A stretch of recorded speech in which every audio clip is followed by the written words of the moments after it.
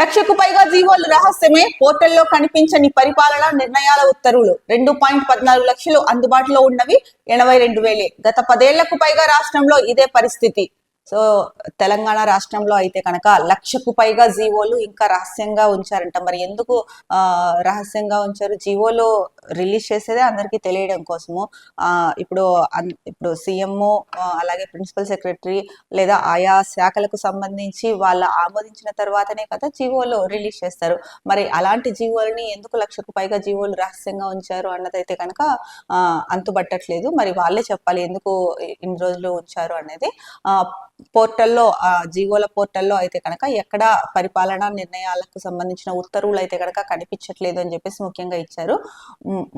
మొత్తానికి 2.14 లక్షలకు అందుబాటులో అంటే 2.14 లక్షల జీవోలు ఉంటే కనుక అందుబాటులో ఉన్నవి మాత్రం 82,000 అని చెప్పేసి చెప్తున్నారు. గత 10 ఏళ్ల నుంచి ఇదే పరిస్థితి ఉంది. ఈ రోజే కాదు, కొత్తగా 10 ఏళ్ల నుంచి ఇదే పరిస్థితి ఉంది అని చెప్పేసి ముఖ్యంగా వార్త ఇచ్చారు. మరి ఈ జీవోలు ఏంటి, దేనికి సంబంధించినవి, ఎందుకు వీటిని రహస్యంగా ఉంచారు అన్నదైతే కనుక ప్రభుత్వం చెప్పాల్సిన అవసరం ఉంది. మన ముఖ్యమైన వార్త, నొప్పుల భయం, ముహూర్తాలపై నమ్మకం. గర్భిణులకు అవగాహన కల్పించని వైద్యులు, ముఖ్యంగా ప్రైవేట్ ఆసుపత్రుల్లో ఇష్టారీతిగా సిజేరియన్లు దేశంలో తెలంగాణలోనే అత్యధికం. కొంతమంది అంటే ప్రెగ్నెంట్ ఉమెన్ చాలా మంది నొప్పుల భయంతో అయితే కనుక సిజేరియన్ల వైపు మొగ్గు చూపుతున్నారు అన్నది తెలుస్తోంది. దీని ద్వారా నొప్పుల భయం, ముహూర్తాలపై నమ్మకం అని చెప్పేసి ఇచ్చారు. అయితే ముఖ్యంగా వైద్యులు ఒక మహిళ ప్రెగ్నెంట్ అయినప్పటి నుంచి డెలివరీ అయ్యే వరకు డాక్టర్ చెప్పినట్టు స్కానింగ్స్ అని వాళ్ళు టెస్ట్లు అని చెప్పేసి డాక్టర్ల చుట్టూ తిరుగుతూనే ఉంటారు. వాళ్ళు చెప్పినప్పుడల్లా వెళ్తూనే ఉంటారు. మరి ఎందుకు నార్మల్ డెలివరీ మీద అవగాహన కల్పించట్లేదు వైద్యులు అన్నది ఇక్కడ మనకు ఇక్కడ ముఖ్యంగా వీళ్ళు చెప్తున్నది. అంటే గర్భిణులకు నార్మల్ డెలివరీ మీద అవగాహన కల్పించని వైద్యులు అని చెప్పేసి చెప్తున్నారు. నిజమే, చాలా చాలా హాస్పిటల్స్ లో ఇప్పుడు 100 హాస్పిటల్స్ తీసుకుంటే 90% అంటే 100% హాస్పిటల్స్ ఉన్నాయనుకోండి, దాంట్లో 90% హాస్పిటల్స్ లో అయితే కనుక అవగాహన కల్పించట్లేదు నార్మల్ డెలివరీ మీద.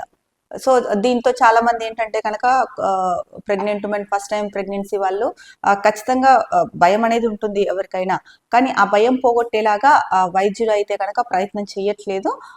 ఇంకొకటి నార్మల్ డెలివరీ వల్ల ఉండే ఉపయోగాలు, నార్మల్ డెలివరీ అయితే ఎంత బాగుంటుంది తర్వాత కూడా హెల్త్ పరంగా అన్నది, ఇలాంటివి ఏవి కూడా అవగాహన కల్పించట్లేదు అని చెప్పేసి మనకి వార్తలో తెలుస్తోంది.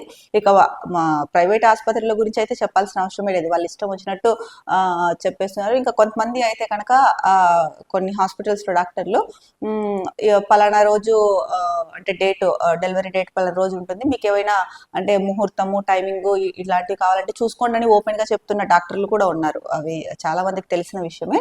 ఇక ఈ విషయంలో అంటే సిజేరియన్ లో ఎక్కువగా అవుతున్న రాష్ట్రాల్లో అయితే కనుక దేశంలోనే తెలంగాణలో అత్యధికంగా జరుగుతున్నాయని చెప్పేసి ఇచ్చారు. ఇక చూసుకుంటే ముఖ్యంగా ఇక్కడ ఒక టీచర్ దీనికి సంబంధించి పర్యవేక్షణ తనిఖీలు లేకనే ప్రైవేట్ ఆసుపత్రుల్లో శస్త్రచికిత్సలే అధికంగా చేస్తున్నారు. మామూలు హాస్పిటళ్లలోనూ ఒక్కో కాన్పునకు కనిష్టంగా 50,000 వరకు బిల్లు వసూలు చేస్తున్నారు. వీటిలో గతంలో తనిఖీలు చేయించారు. వైద్యారోగ్య శాఖ జిల్లా అధికారుల పర్యవేక్షణలో ఆన్లైన్ పోర్టల్ ఏర్పాటు చేసి ప్రైవేటు దవాఖానాల్లో జరిగే సాధారణ సిజేరియన్ల సంఖ్యను నమోదు చేయించారు. అదుపు తప్పిన ఆసుపత్రులకు కలెక్టర్లు నోటీసులు ఇచ్చేవారు. కొన్నాళ్లుగా పర్యవేక్షణను లేక పరిస్థితి మళ్ళీ మొదటికొచ్చింది.